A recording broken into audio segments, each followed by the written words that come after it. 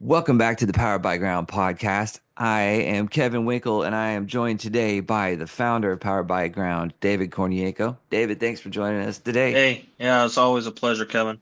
Totally, man. It's always good when we can sit down and have a For chat over sure. some things.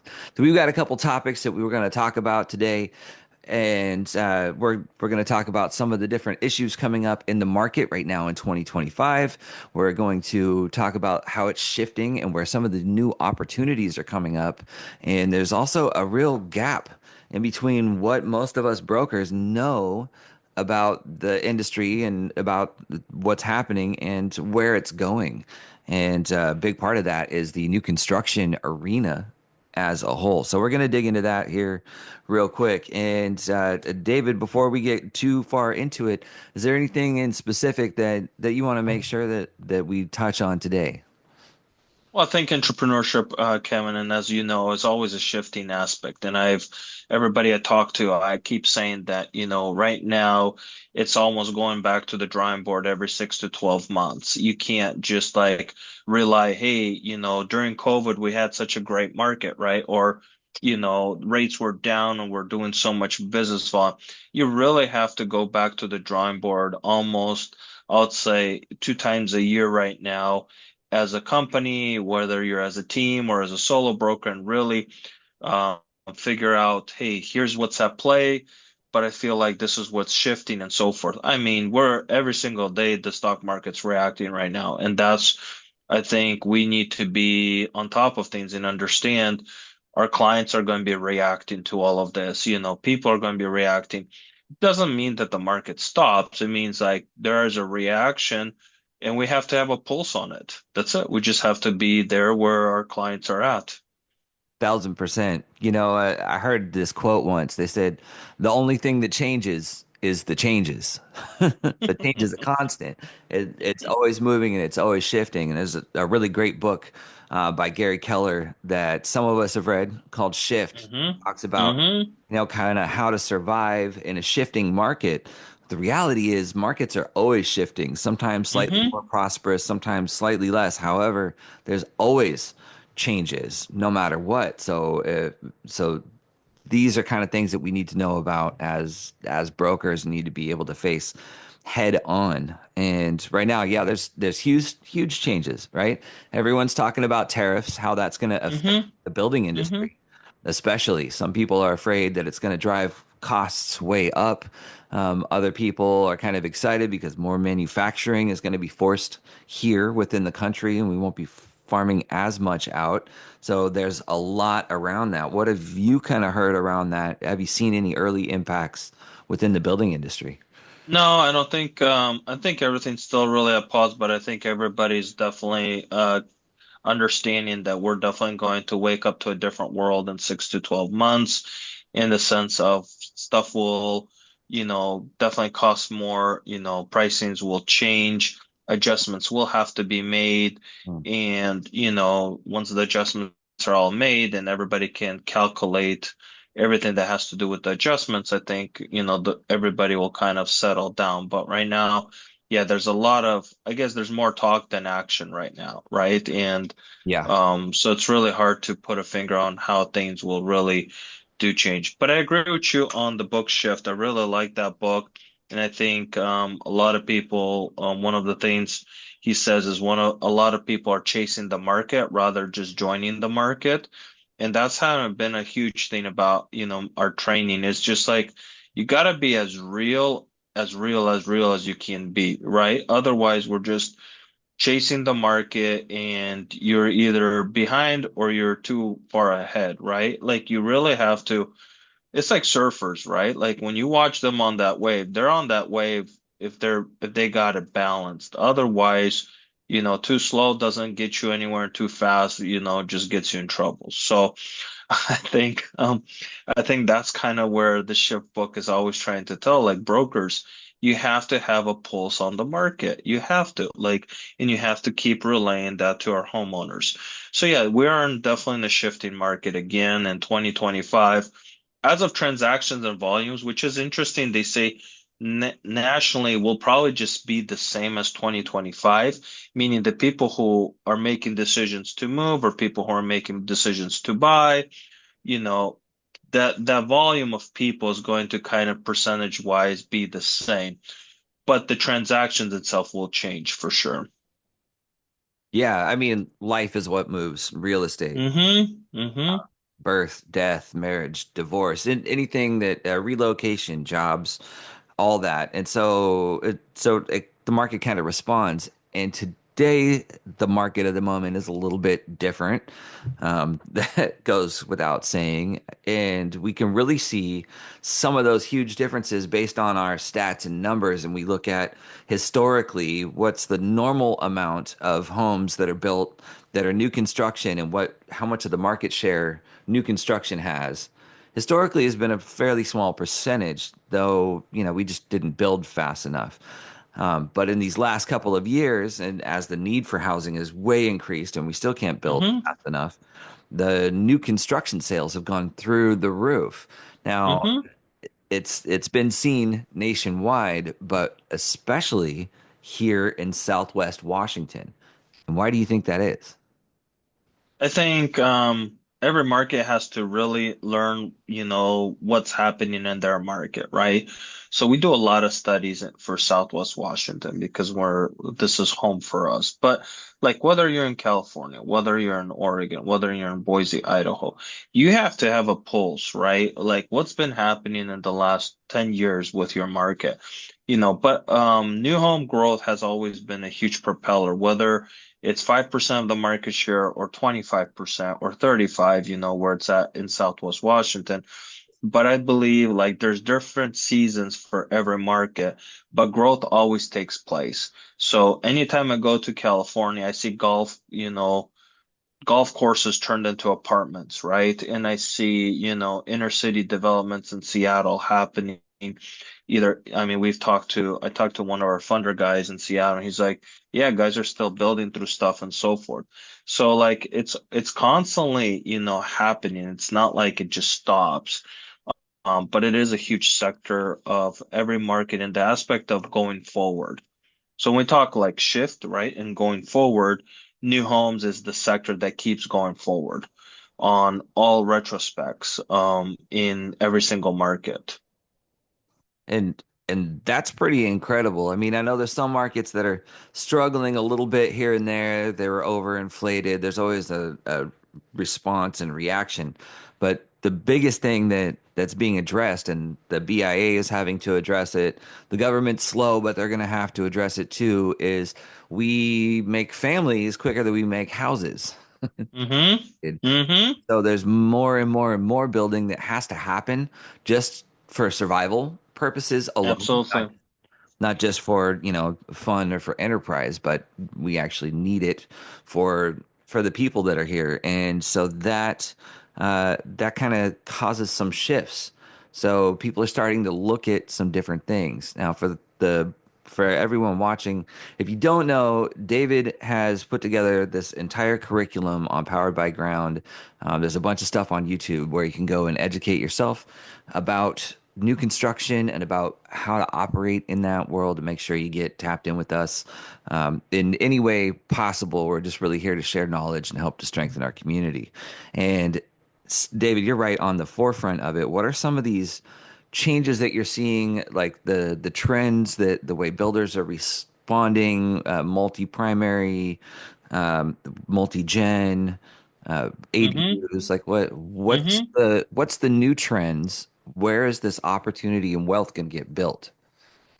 So there's opportunity always in shifting markets. Markets don't go anywhere. People still make decisions, right? When COVID happened and people were shut down in their homes, like I went by Home Depot and the parking lot was full. Why? Because people were now inside their homes and they're like, you know what? I don't like this light fixture. I want to change it. So Home Depot stocks went through the roof, right? And Yeah. Lowe's did too. And I live like, a mile away from both. And I was like, told my wife, I've never seen so many people shop at Home Depot, but the problem was people were stuck at their homes. So people are always doing something. This is the whole concept, I think, where brokers have to really understand like real estate is, way beyond just like, oh, hey, do you want to just buy a house? Or hey, do you want to just sell a house? It's so much bigger. It's like their life, their dream, people's place, culture, whatever you want to do. There's so much involved in housing, right? The flowers people plant, the colors they choose, right? The finishes. So when the market shifts into a slower season, say like even right now, where there's a lot of volatility, people don't know, like, but people still build their custom homes. They say the biggest time for, slowdown is there's a huge move into, fix and flip or remodels, and then there's a huge move in custom building because, people finally have time to build their dream home, or they have time to make decisions and so forth. So it doesn't go anywhere. And when I even look at my builders, I mean, it kind of is interesting, but every time there's a slow season, and I've been through like an up, a down, and say an up and a down now, when it's a slow season, these builders work a lot closer with their clients. Why is that? Well, because clients have more time and builders now have more time. And so they're sitting there and they're taking care of their clients. And I think this is the opportunity cost, So I like the guy in prospecting. He said, I care more on how much time you spend with one client than how many clients you talk to throughout the whole day. And I think that's the shift we're going to. So if you need to spend 5 hours now with your clients choosing colors where you only had 15 minutes 2 years ago, well, guess what? That is the new model, but that is an opportunity cost, Yeah. because now, you have 3 hours that you can spend with that client and learn a little bit more and use this as an opportunity to drip on this client and maybe something else and so forth. So we do have to shift our mindset of how we're dealing with our clients, what the market is doing and so forth. But we've been selling homes when rates were 8 and 7 and in the sixes now. So things don't stop, but they do shift and brokers have to change their mindset. But the opportunities are there. Like I'm saying, during COVID, renovation was through the roof, right? Like the Mhm. guys who made it big were who understood that, people sitting home doesn't mean the market stops. People sitting home means people are spending more money on improvements now. I mean, I had a guy he's a contractor like in decking and floor. I mean, they were busy through COVID. Like they were in their masks, but people were renovating their homes inside and out. Amazon was busy selling, home products. Home Depot shelves were empty. Yeah, they totally were. Actually, during that time, during COVID, I was a remodeling contractor the whole time of that. That's all Hmm. I did was private remodels for people. It went from, and every handyman in town suddenly had to become a finish carpenter. They just did because people just want you to do all these little things Hmm. and all the details. And that was the market of the moment. And that was the opportunity that was there then. Today, is it a remodeling market? No, it's not. And that's kind of interesting. There's some, don't get me wrong, people always do projects, Right. but there's this really weird setup right now, and this is something the brokers need to get our heads around, myself included. And that's so many people with so much equity because of all this appreciation, Hmm. and they don't understand how to access that equity or what kind of opportunities they really have because just the consumer doesn't understand that, but also the brokers don't really understand that piece of leverage all the way where what can be done. If grandpa's got a house and he's got $700,000 in equity in it, and he's got like 50K left on a mortgage or something, then he's like, "Well, I can't move. I have a 2% interest rate, and Hmm. now what am I going to do?" Well, there's a whole realm of opportunity in development and in construction, in new homes, and in adding on like ADUs and things like that that Yes. they're not even tapping into. Can you speak a little bit to maybe how you've worked with a few clients to help them go from, okay, we got the homeowner with equity, maybe a big side lot, to what's the next move? What are these opportunities that we need to identify? So, like, I mean, a lot of people who have existing properties and they want to increase density, then yes, right now is a really good time for that because zoning has changed and they can build an ADU or a second unit and costs, contractors' costs are coming down because they're slower and they're more available. So this is a good opportunity.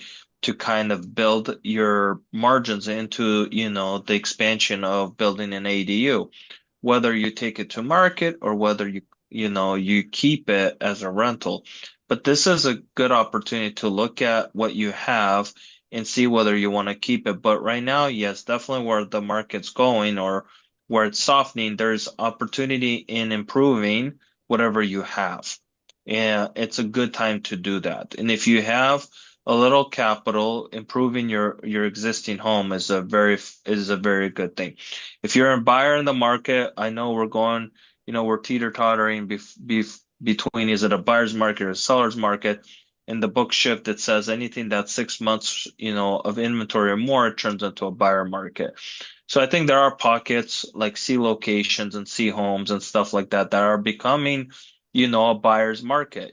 So all the A stuff, I think here in Southwest Washington, A projects, A location, A product, it's still a seller's market, but the B stuff and the C stuff, I believe, are slowly going into the place where the buyers have an opportunity at this for sure. Yeah. Yeah, I'm definitely seeing that in different parts of town. Some areas like in Vancouver, Fruit Valley, or Mm-hmm. what we call the flats in Portland, or Mm-hmm. relabeled as the Woodstock neighborhood. Yeah, whatever. It's the flats. In those areas, there's a lot of that kind of opportunity for people to be able to acquire these older homes. And this is something that I'm thinking about constantly. These homes that are built out here in like the 60s and 70s, even Mm-hmm. the 80s, have a huge lot on them, most Mm-hmm. of them.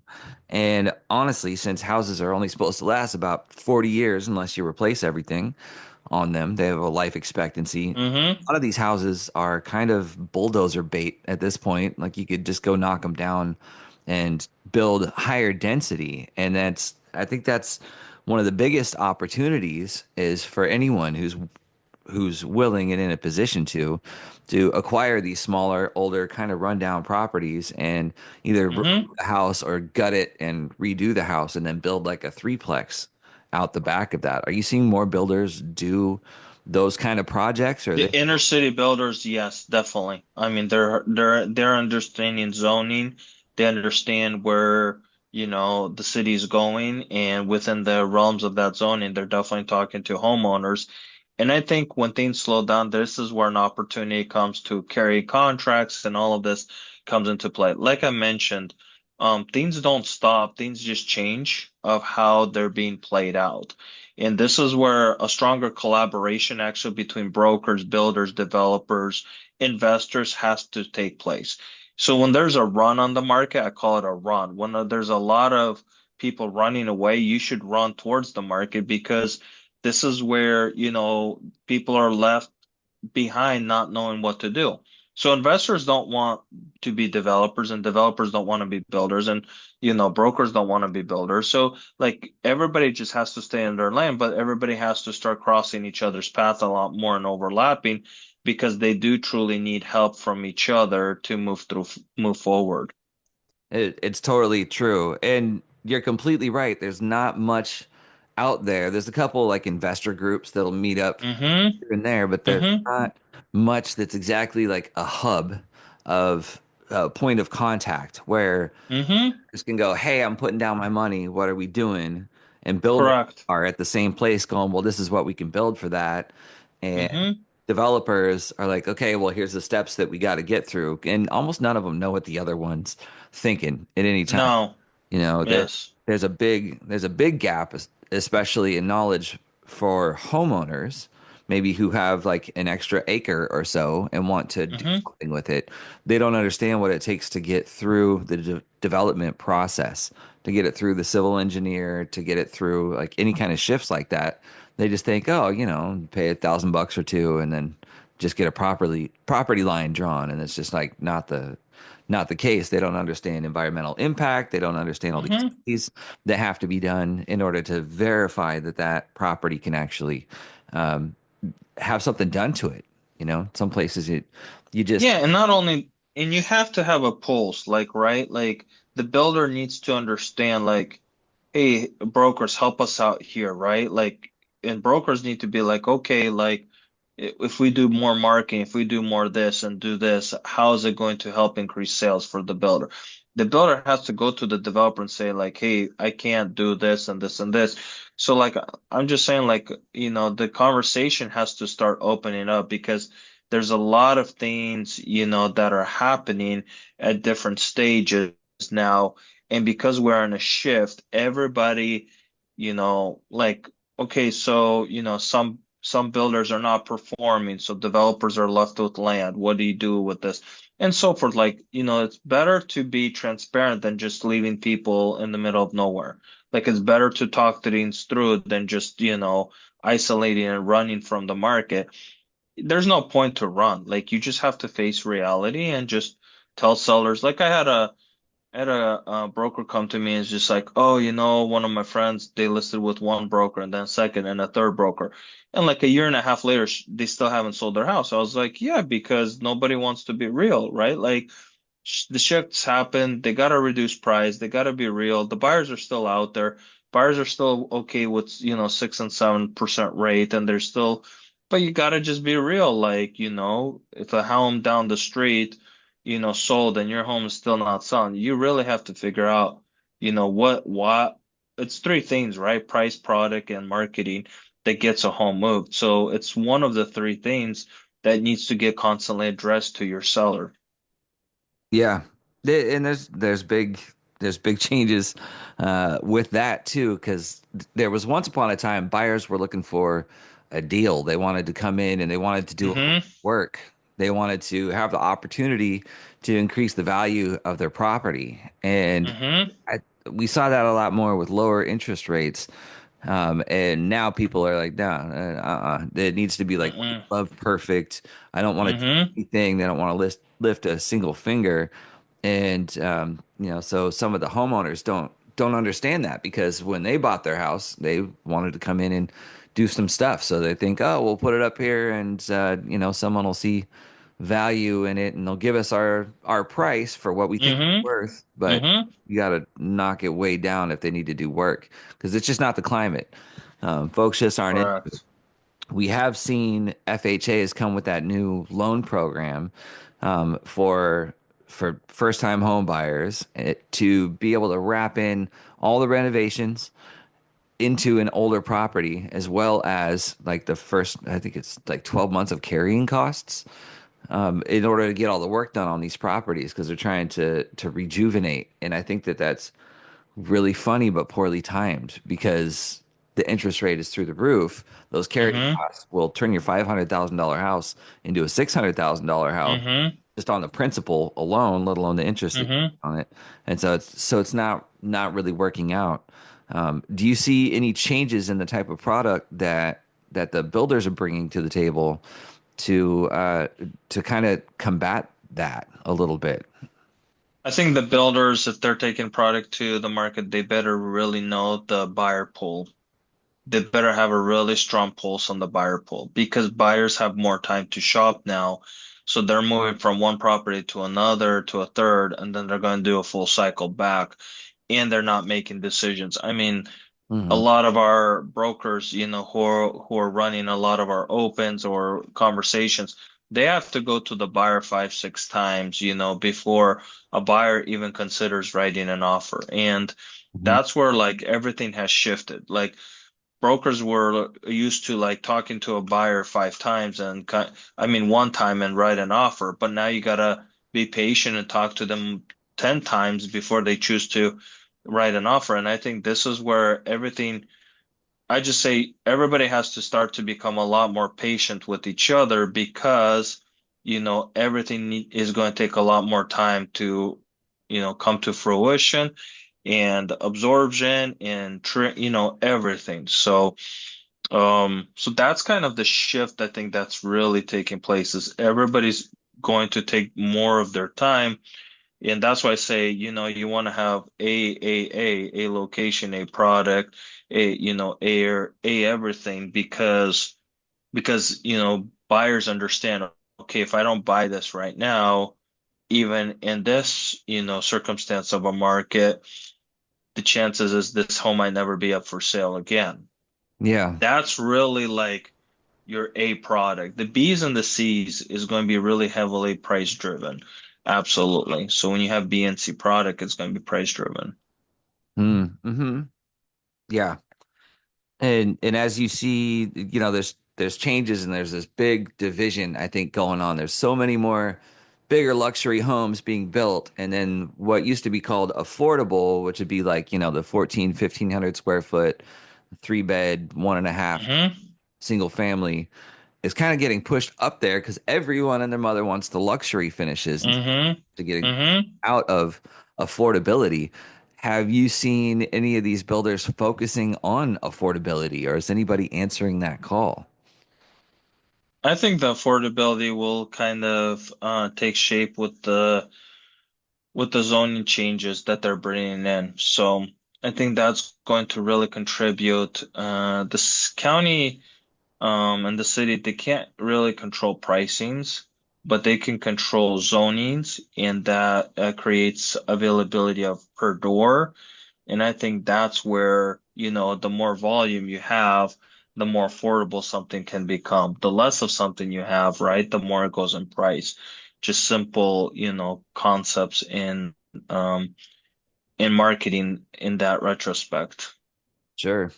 So, yeah, so that's clearly, a direction that homeowners need to look at if they want to invest and grow their wealth and their portfolio is looking at increasing density on existing properties. That's really what it comes across to me as a huge opportunity for people, especially if they already own a home and they've got a bunch of equity in it. They got a big lot on the property and they want to move Hmm. up to something later. Like maybe that play is really developing on your own soil. There's an old phrase that says, "The wise grows what's under their feet, and the fool causes drought."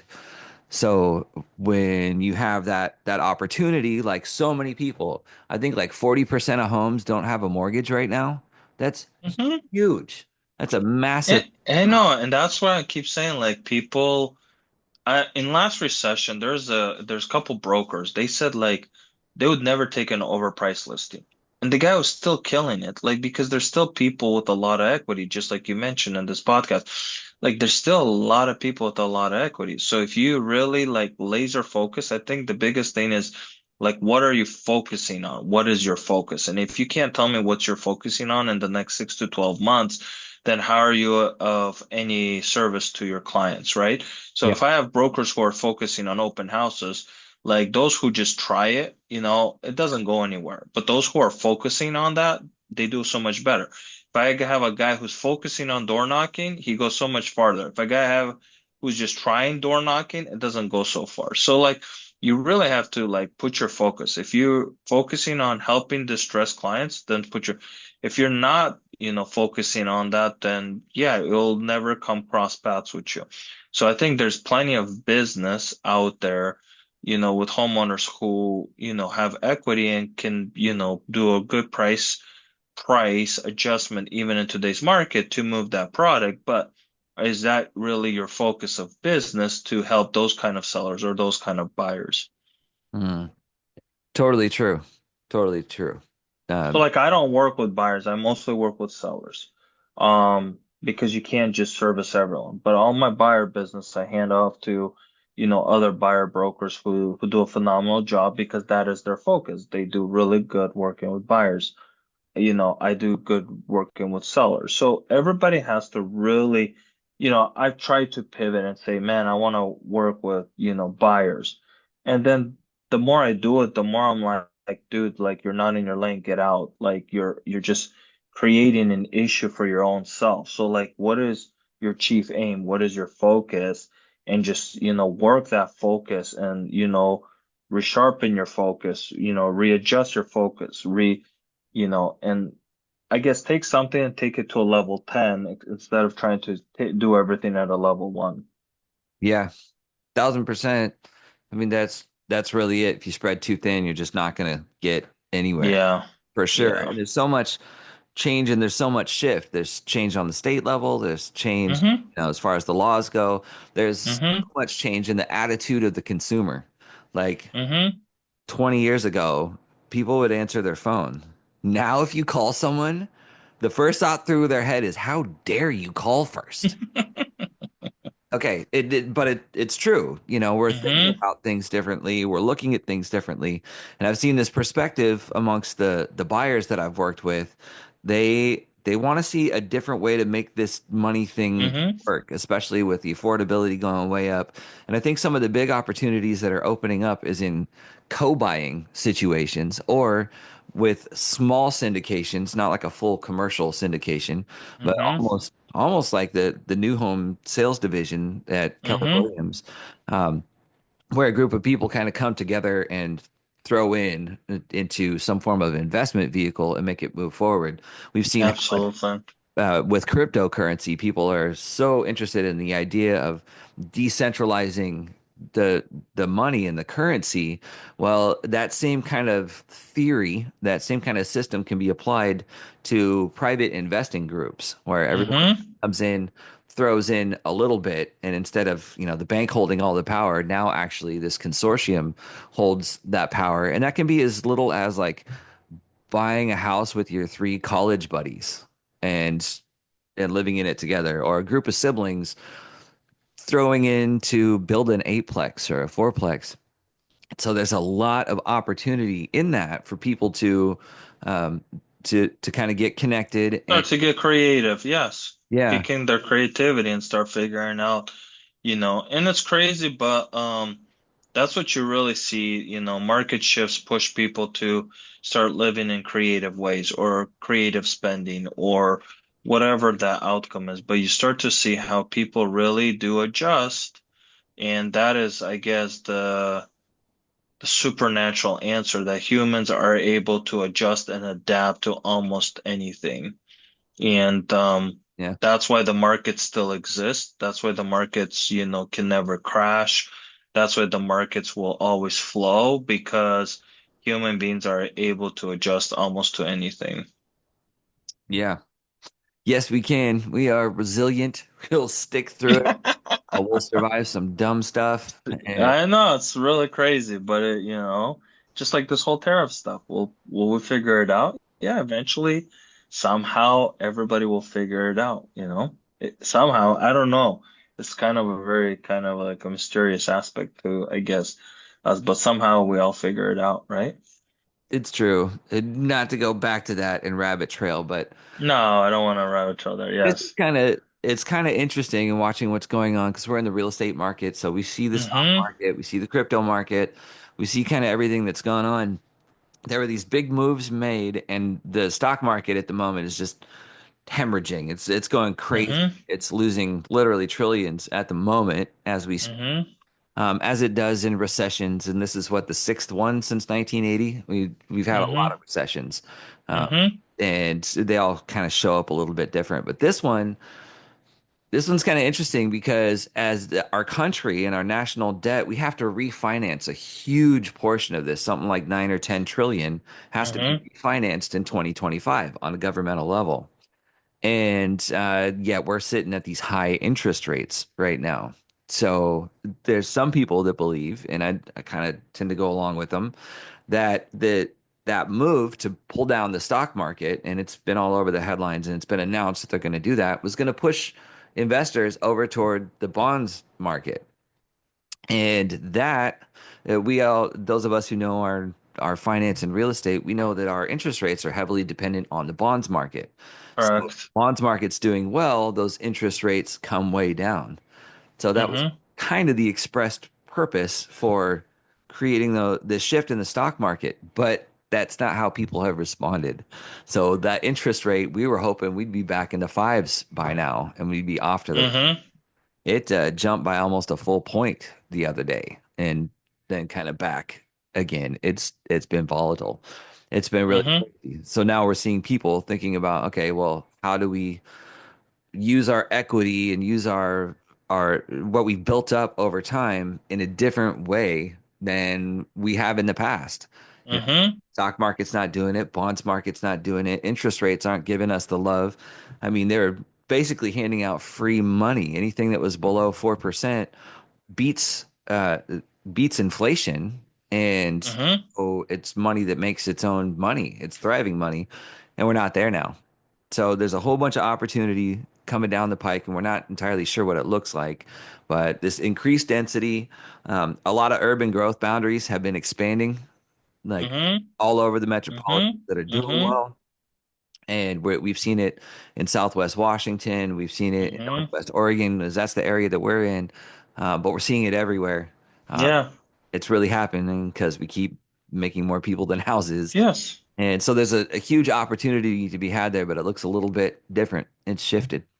It, it's a for different thing sure. these days. Yeah, and I think this is where entrepreneurship kicks in as brokers. You're always, listening to podcasts like this one, or I'm listening to somebody else, you're listening to somebody else. And, this is like a masterminding concept of masterminding, right? Like you're just throwing as many ideas around as possible, and the variables of, success and opportunities kind of open up because, so many ideas are I always say, you stick whatever, throw everything you can at the wall and see what sticks, right? But that is kind of the concept of podcasting and all of this is trying to, derive as much information and opportunities that cost. And yeah, definitely. I mean, this is why we want to do this. We want to build this up, be a huge resource, especially in the new home space. I just looked at all of Bigger Pockets. I like to follow them. They did really well, in the education space of, fix and flip and rehab. Mhm. Well, I'd say, their space is really big, but new home space is as big, right? Whether you're self-building, custom building, building on cliffs, building by the ocean, building on golf courses. I mean, Dubai all is new home builds, in the last 30 years, 20 years. Look at what's been going on in China and other places in the world, right? If you just take a time lapse of even Seattle Mm. and YouTube it in the last 15 years, that's all new build. It's a huge proponent. I just believe like this is where Power by Ground is going to become that big resource hub in education, content, concepts, finance, all of these different faucets that cultivate, a new home concept, whether it's a condo building, whether it's a townhome cottage, whether it's just, a homeowner just saying, yes, I like that they increase density and I want to build an ADU. I mean, and everybody's unfolding story is going to be different. But I have a lot of contractors that want to move into building space. I have a lot of, you know, LOs, loan officers that want to go into private sector and give out private loans. And so there's a lot of moving people and moving talent inside of the market, but that's what keeps the market alive and, flourishing. And this is why I think I like this market because there's a lot of really good, like land banking. There's people who own 50 acres and they've owned it for like 2 centuries, right? And then out of that comes out whatever, right? So you get to hear all these cool stories, right? Like we're working with some farmers right now, and we're gonna take 150 acres into 5 acre lots, and then you're gonna build really nice homes, and sell them for $2 million with. And so like there's like a whole story to this whole new home development, right? And then these people get to see these 3, 4, 5 years later, they get to see these cool, big homes and families and shops and boats and whatever. So it's like you change the dynamic and landscape of people's lives, neighborhoods, communities. And new homes is a huge proponent of that, where Yeah. I'd say Bigger Pockets is a big proponent to taking old and making it new. Our proponent is, bringing new and new and new and new just from, the journey and the development opportunities that are there. And by percentage, I mean it blows it out of the water. Like out of Yeah. sales on the Yes. market, if 40% are new construction, 60% have not been flipped at all. Mm-hmm. They're just transferring hands. Maybe they clean it Yes. up a little bit, but there's not that Yeah. fix and flip investing. So really, it's way bigger money. Well, it's way like everybody wants everything new, right? Everybody Yeah. doesn't, nobody buys a used light fixture. Everybody wants new. Nobody buys a used, I mean, there's a aftermarket for, appliances, but still, like, the amount of new that's sold compared to resales out of the park.